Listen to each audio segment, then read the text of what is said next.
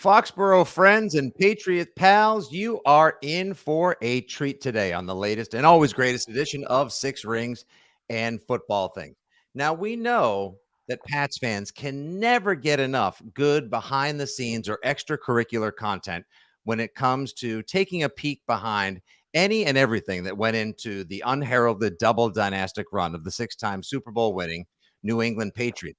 Sometimes it's celebratory and spectacular, like the Do Your Job or Super Bowl winning DVDs. Sometimes a little scandalous as well, like the Apple TV Plus Dynasty series. And then there is FX/Hulu's American Sports Story, the Aaron Hernandez saga, based off of the award winning tremendous podcast series Gladiator from the Boston Globe. You'd imagine the idea of tackling Aaron Hernandez would be a very difficult task. But who would dare ever portray the ultimate curmudgeon, the genius, the mastermind behind it all, the one and only Bill Belichick? Well, it would have to be somebody who is celebrated across all performing and artistic disciplines, like our guest on today's podcast, the Tony-winning star of stage and screen, Mr. Norbert Leo Butz, joins Six Rings and Football Things. How are you, Norbert? I'm good, Nick. How are you? Thanks for having me. Hey, it's a pleasure, my friend. As somebody who grew up in the Boston area as a diehard sports fan, but also in a theater family as well, um, what you bring to being Belichick, which sounds like a movie in and of itself, and to the series is very exciting, and I've been looking forward to chatting with you for a while about this. Just before we even get into how it all happened and what it was like, like inhabiting the hoodie, if you will. What sort of I know your background a bit and where you've come from, and we share mutual friends, which is what led us here today. But what is Right. your depth of sports fandom or appreciation of the ultimate sport, our new national pastime, football? Well, first of all, I have to compliment you on that T-shirt because that is just incredible. Mm, yeah, thanks a Nick is lot. It is what it is. Nick is wearing a Belichick T-shirt that says "Let's Party" with his mug right in the middle of it. Um, okay, so are you ready for this? Yeah. I was offered this role a couple of years ago. My agent called me and said, "Hey, you're on a short list to play Bill Belichick in a Ryan Murphy project." And Hmm. my first sentence was, "Remind me who Bill Belichick is." I have watched, Nick, Oh, prior to doing this project, maybe 5 NFL games start to finish my entire life. I am not a football fan, never have been. I'm a baseball fan from St. hmm Louis, Missouri. We lost hmm our NFL franchise years ago, so I there was no team to root for. I liked the Vikings growing up as a kid because that was the helmet, of course. mhm. Um, but I never played the sport. My knowledge was my lack of knowledge was Legion. And that was a great place to start for me. You were saying before in the intro, how could anybody take on this iconoclast, this larger than life guy? Well, if you have no connection to the guy, he wasn't large, he didn't loom large to me. I just approached it like another character. Having said that, I did a deep, deep, deep dive on the guy, and it was really one of the great joys of my career, not just in kind of getting at the core of who I think Belichick, um, you know, is, but the game of football. And now I'm like a huge fan, and I watch it all the time, like the rest of the world. Um, but yeah, there I started. Obviously, there's so much YouTube footage. There's so much on the guy. Um, but David Halberstrom, great sports writer, great Mm. biography writer, wrote an amazing, I think the seminal biography on Belichick. Education of a coach, right? Correct, and Yeah. it's a great book. I have a good friend here in South Orange who works for ESPN. He took me through football boot camp. He took me through. We laid out plays, we laid out positions. We started like you would a 5-year old, and and I guess between those two things, we started shooting, and then unfortunately we had a 5 month, almost 6 month break because of the actor strike, Right. and that was really proved to be really valuable for me because, I mean, look, I knew I was never ever gonna even begin to scratch the surface on the depth of this guy's knowledge, right? He is a savant. Football is in his DNA. He was obviously the son of Steve Belichick, coach at Navy, who wrote the seminal manual on scouting. Hmm. Bill Belichick was raised in this culture. I was never going to get that. But when I started reading about his like childhood and his family, that's what was really my in with the guy. Um, I've been doing other interviews, and Bill Belichick's father was the son of Croatian immigrants. My father was the son of German and Hungarian immigrants, hence this crazy name that I have. Um, and he was raised in this very strict but loving, very conservative, very first generation household, right? Hmm. Um, a kind of a classic immigrant household where it was like, you pull yourself up by your bootstraps. Nobody's going to give you anything. The work ethic is off the charts. Um, and I started to think, he reminded me of my dad. His dad reminded me of my dad. And I'm like, oh, we're sons of similar men. And that was a really good place to start. Belichick worshipped his dad. I worshipped my dad. I was like, oh, right, he's a human being, right? Underneath Hmm. all of this bluff and bluster. So that was really my way into the guy. That's fascinating, and I think actually I would agree without even knowing exactly what your process is for studying him and not imitating rather, but portraying him because somebody like Belichick, who is like you said, an iconic figure. He literally looms larger than life over Right. Boston, New England, the NFL in America. Like he is a household name, and he's such a character that Hmm. people became familiar with caricatures of him, like what a Frank Caliendo would do, which Right. is a tremendous imitation. Didn't Julian Edelman do a great imitation of him on it? I mean, hilarious. Oh, Yeah. he does a great one, yeah, on his podcast and at the Yeah. roast of Bill Belichick. Yeah, here I am, like I said, wearing the shirt. Like he was one of these people that as the Patriots rose to prominence and started doing things no one had seen in football, let alone American sports, that became in a lot of ways larger than life. So I could imagine for any actor, it would be daunting. Like, wait, you want me to try to be Belichick? Like, what do you want me to just grumble through my way everything and do a lot of like been snorting and ticking like he does. Like, oh, it's a lot more than that. It is, It's and so it is. yeah, like I said, because I had no connection to the guy, um, it kind of freed me up to just look at all the tape and go. I will tell you a quick anecdote. I think I maybe met him years ago and don't remember. Um, I was on a show called Bloodline, which shot down in Florida, down in the Florida Yep. Keys. Belichick spends a lot of time in the off season. He's a avid fisherman and goes down there a lot in the off season. Um, he is friends and a fan of Kyle Chandler, who was my Hmm. co-star in Bloodline. Friday Night Lights. Kyle starred in Friday Night Lights. That was Belichick's favorite series and favorite book. So he came to set one day to just hang out with Kyle, and everyone was all abuzz over this guy, Bill Belichick. And I was like, who is this guy? Get him out of here. We got work to do. And Again, and now if I were to meet him, I think I would be speechless. And I I actually would thank him for what he brought to the sport. I really do. I know he's a divisive figure. mhm. I know, you love him or you hate him. You were saying before about all those ticks, right? The grumbling and the constant, the cold-heartedness, Mhm. the detachment, right? The not giving a shit about anything. All of that was strategic, right? In my Mhm. mind, that was all.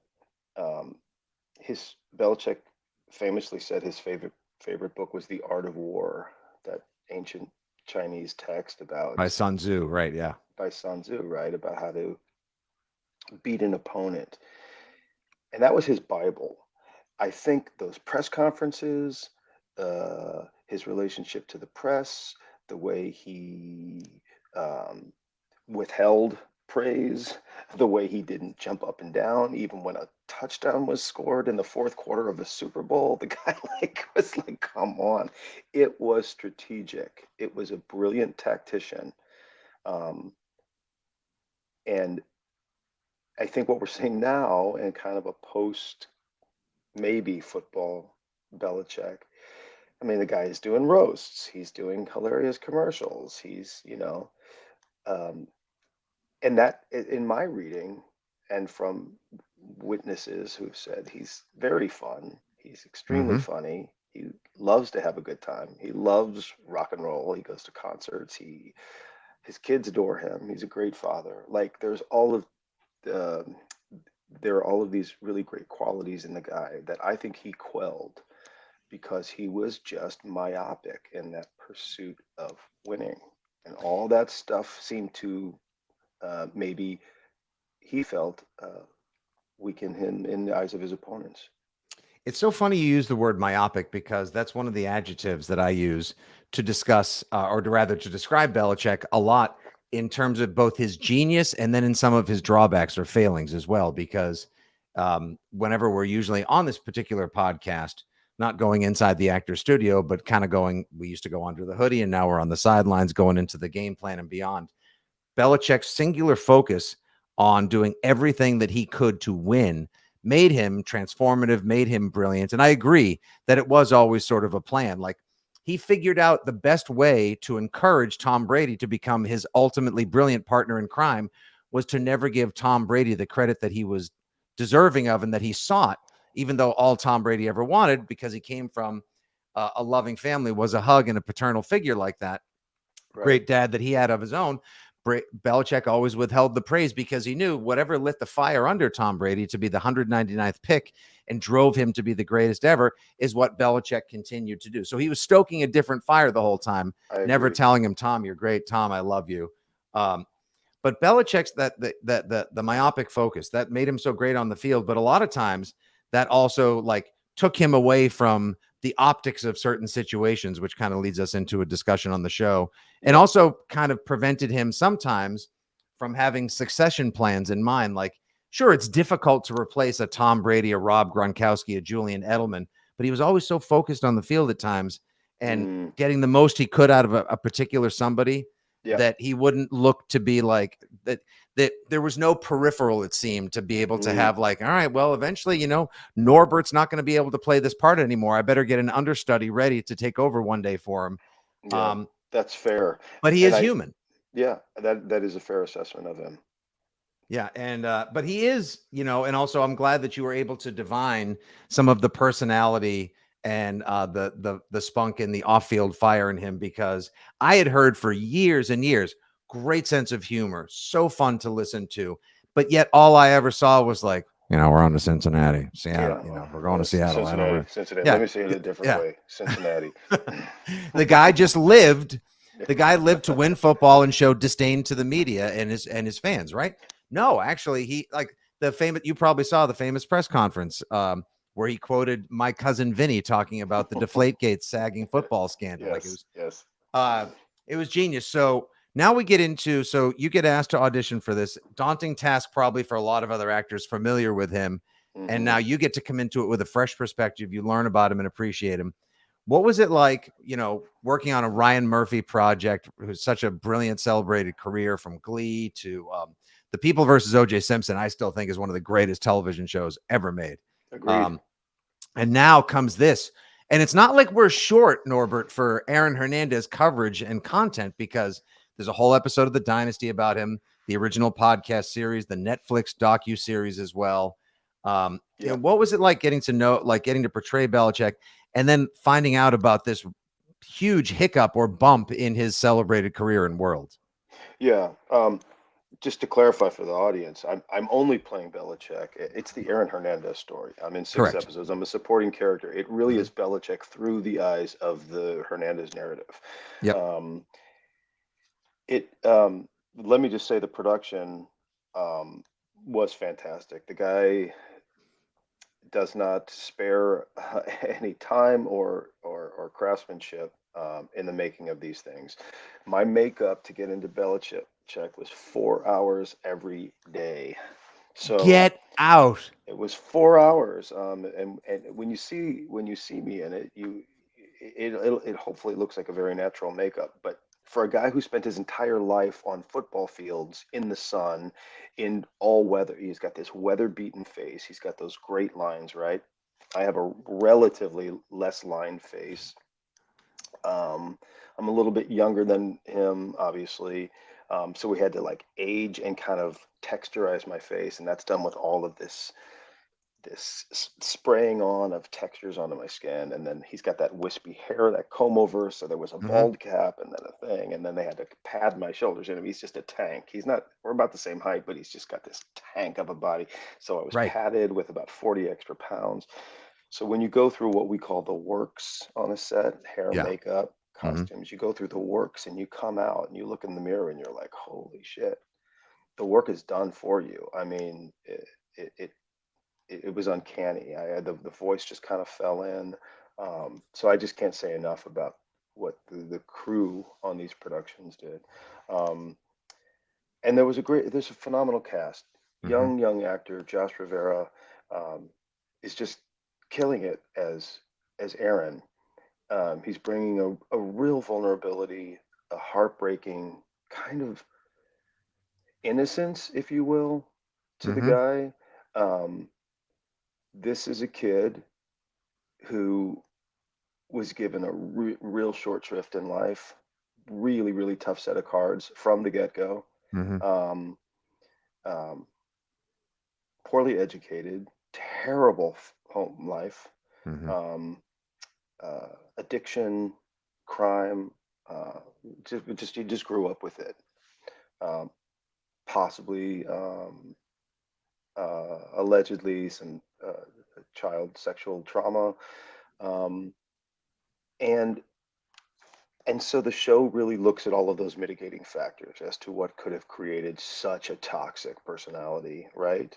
And then the show really goes at CTE Hmm. um, as a mitigating factor. I think the science is finally catching up with the sport. Hmm. That this is now there's some irrefutable evidence.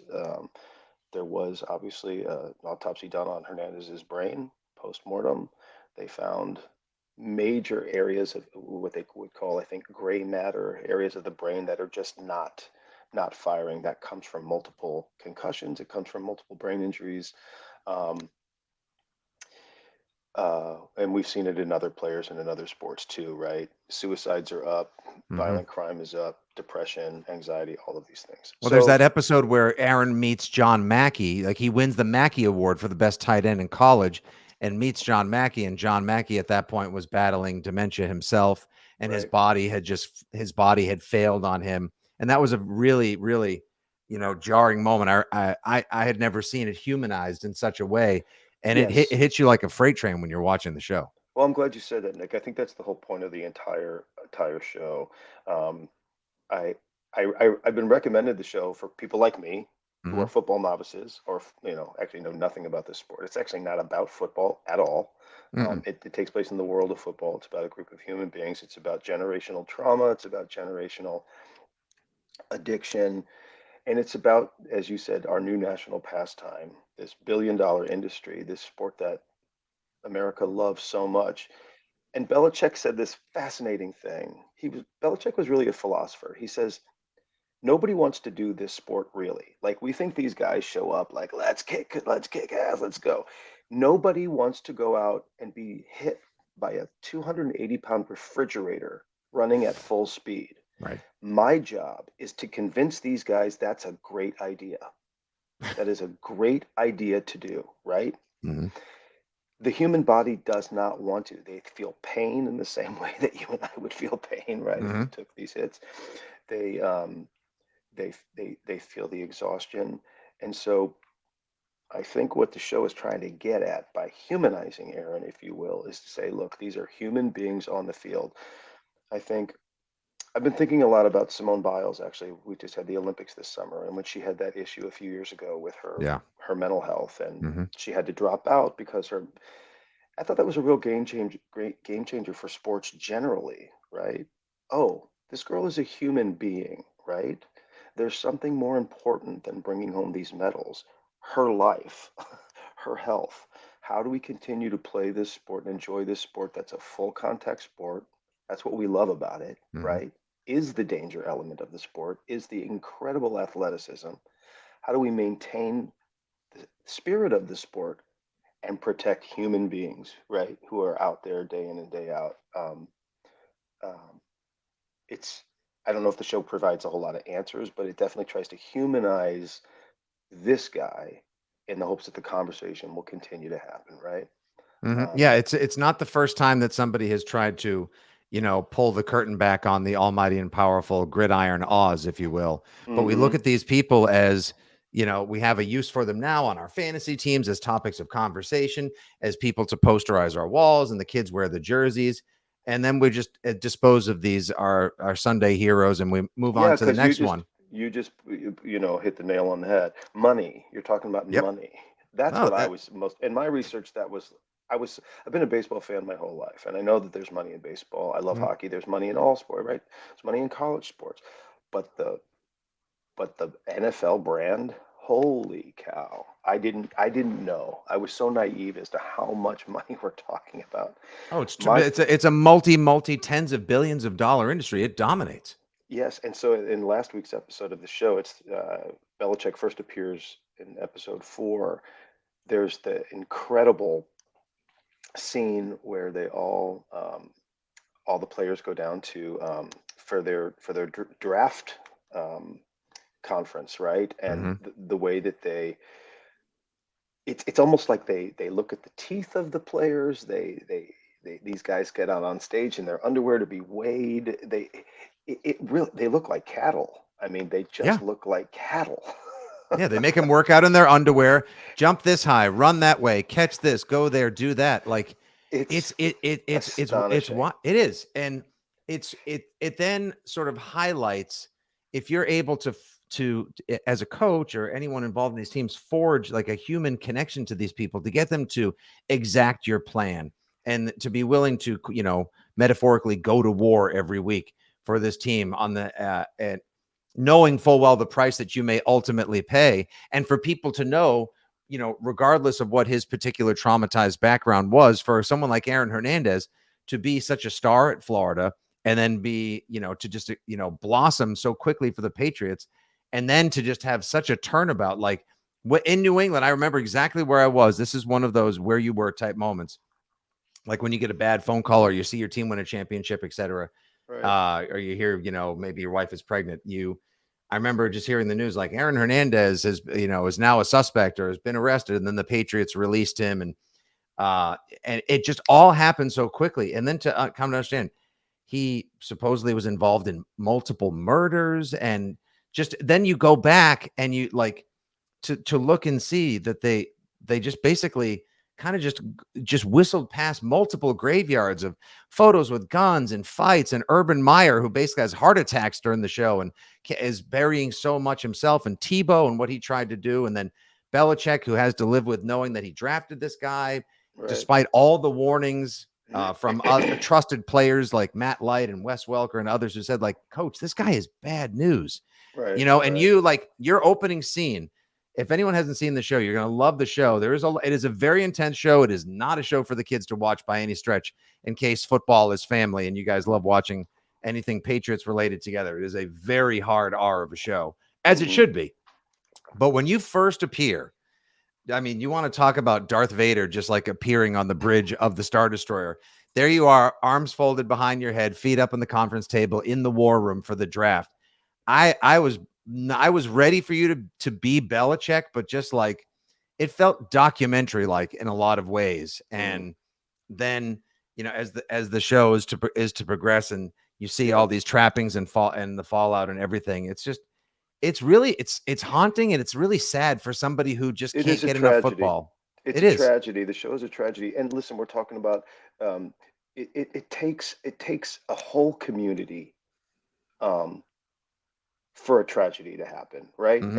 Yes. It took a lot of people, but I do feel like I must say it really did come down to um, those choices that kid made. Hmm. Um, um, the the Aaron was extremely difficult and to deal with. And like a classic addict, Mhm. um, he made it very difficult for people to help him. He made it the lying, the repression, the he went to great lengths. You saw the episode in Florida where there's that underground piss market, right, where he's getting clean piss for his, Right. and strapping on, fake penises The to put Wizinator or whatever the they called it. Wizinator, Yeah. whatever, like, I mean, come on. And on and on and on, choice after choice after choice the guy makes. Um, and not to defend Belichick, but with that kind of dissembling happening, um, I think, in my opinion, Belichick's mindset must have been, look, I am in the business of winning football games. That is the job description.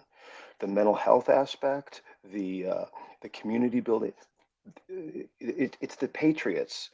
We have resources for that type of stuff, and that's Mhm. not my job. That's what I do think Belichick had a very clear mind about. The doctors deal with the injuries, right? Mhm. The the administrators deal with press. Um, the, the the special teams coach deals with Mhm. special. I win football games, right? Like, I don't do jobs that I know I'm not um, qualified for. I do the one job that I am qualified for, right? Is winning football games. And that would have been his mindset. Now we can talk about whether when that tips over into sort of willful blindsidedness, Mhm. Um, but we are talking about a kid who was raised in the most toxic of homes. Um, in my opinion, I hate to say the word blame. Blame is easy to assign in hindsight Mhm. as to how something goes wrong. There's a lot of people and a lot of questions as to this tragedy. Um, but something happened in that home, right? In the dynamic of that family that created an incredibly paranoid, um, unstable, unhappy, ultimately young man with tremendous athletic ability. Mm. Yeah, he was really something, and I think Pats fans to this day are still sort of, I won't say traumatized, but still kind of shook, if you I will, think it over the was, and I would just love to say this too. It please. traumatized Belichick. It broke his heart. And I know in the conference in the last episode, I really asked them to put this in. It was the one thing I really fought for, and they did it for me. I couldn't believe it. Like, I'm a nobody, but I don't want to give away too many spoilers. But this did not. Uh, this hit him hard because it hit this team hard. He was not this cold, unfeeling. Well, on to the next thing. Guy made his own bed. He really cared for these players, and was tremendously affected by this tragedy, for sure. Yeah, no, he is a human beneath it all. He is a human being. I know I've actually had a chance to befriend and speak with members of the family as well via social media, my association with the team, and his grandkids, his in-laws, his actual children and beyond all love him. And that's not a show to cover up what a curmudgeon and brilliant pain in the ass and malevolent dictator that he was. He was a bit autocratic, but he had a way about things, and that's how he chose to do business, and we were the beneficiary for 20 years of unparalleled success for it. You're right. And Norbert, it's as we wrap up here, you've been very generous with your time. And this, for somebody like myself who is equally invested in the arts as well as in sports, this is so fun to hear the process and how it affected you and the lengths you went to get to know this and portray Belichick as accurately as you possibly could. To see somebody like yourself, who I know from having seen you in My Fair Lady years ago on Broadway, shows like Wicked and Dirty Rotten Scoundrels. Hmm. It's mostly like, Catch Me If You Can. Like, it's broad, it's ebullient, it's joyful, it's there's so much color and light to it. And then now you've got to play somebody who is just so reserved and calculating and minimalistic, yet Right. brilliant. What do you think is the one thing from having had the chance to portray Belichick, you as a musician, artist, performer, person will ultimately take away? Hmm. That's a great question. I you're right. I've sort of been known as being like a super expressive actor, Hmm. very very physical actor, and here I am playing this guy who uh, gave so little energy sometimes. But what I found um, was power. I felt powerful on that set by doing less and less and less. Um, it was it was interesting to try to work with that kind of stillness and that kind of minimalism. I thought, oh, right, it's not always about being the most noticed. Um, and that was a great learning curve for me. I will say that again, I was talking before about how great the hair and makeup is. I would show up on set, Nick, and a lot of the guys playing the football players, the extras and stuff, like we shot some of the outdoor footage down in Orlando. Hmm. A lot of these guys had played high school ball, some college. We had a few pros out there too. Um, they would see me in the costume. I mean, these guys would just tower over me and they would move aside. Hey, coach, hey, coach. They would just start calling me coach. They would start to treat me with this reverence. And one of two things sometimes you can kind of feel the power of it, but it was very humbling, right? It's Hmm. a very humbling. It's a lot to take in. Um, And I thought, wow, Belichick lived with this day in and day out, right? He instilled this kind of fear and respect. It's fascinating to be the recipient of that kind of just because of how I looked and how people feel about Bill Belichick. Wow. They would sort of part ways and say, "Oh, go ahead, coach, you go first, and let me eat first in line in catering." And it was a wild experience, and I think a testament to the man, how ultimately how respected he is among sports fans. Not all sports fans. People still give him a hard time for Oh yeah. the video gate and deflate gate, which was the whole Brady thing that had nothing to do with Bill. So anyway, I mean, it was they'll always tell you, like the Patriot way, if you ain't cheating, you ain't trying. that's right. That's And right. and I take away ultimately something similar from it as well, Norbert. That I'm a very big, broad, expressive personality myself as well, and I through somebody like Belichick, you can learn sometimes like less is more, like it truly, 100%. Yeah, yeah. absolutely. And he, even by saying less, he still loomed largest and will continue to, and will cast a giant shadow over the NFL, over the Patriots, New England, and America for some time. And it really, to hear that it was that striking for you to get to inhabit that persona for a while, to be that character is truly awesome. If you guys want to catch up on the show, it's 4 episodes in as of time of recording. American Sports Story, the Aaron Hernandez saga, is now currently running on FX. Of course, if you have Hulu, you can watch it there as well.